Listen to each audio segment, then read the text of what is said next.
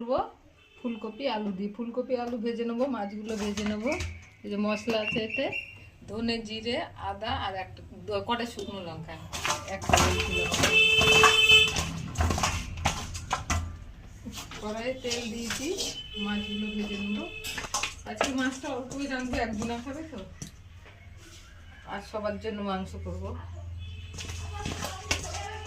আমরা অনেক অনেক মাছ খাই, তখন আবার কমেন্ট আসবে।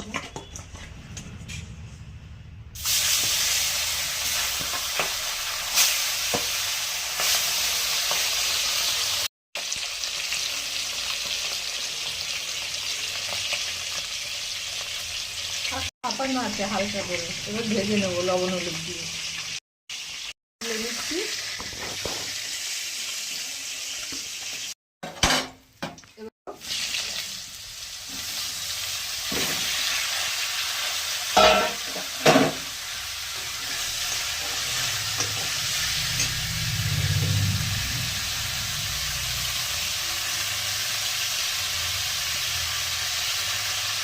একটু হলুদ দেবো, লবণটা পরে দেবো, না হলে কপি দিয়ে জল বেরিয়ে যাবে, ভাজা যাবে না ভালো। হয়ে গেছে আলু আর ফুলকপি। অল্প একটু তেল দেবো, বেশি তেল দেবো না।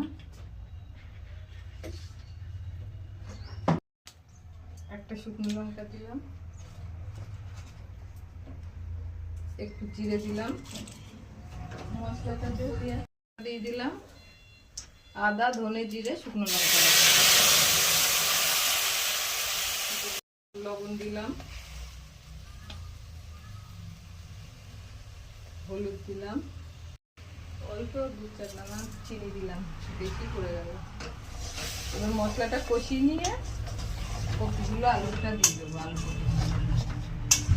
হয়ে গেছে, এবার আলু আর ফুলকপি ভেজে রেখেছিলাম, আর একটা টমেটো দিয়ে দিলাম, আর একটু কষিয়ে নেবো।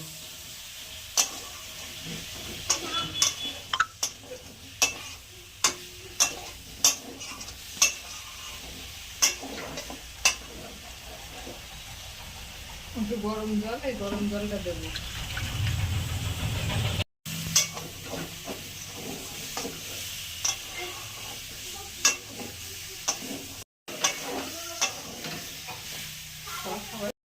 জল দিয়ে দিলাম, আলু কপিগুলো সিদ্ধ হলে মাছ দেবো, ধনে পাতা দিয়ে নামিয়ে নেবো পরে। কপি আলুগুলো সিদ্ধ, এবার মাছগুলো দিয়ে দিলাম, মাছগুলো একটু ফুটাবো।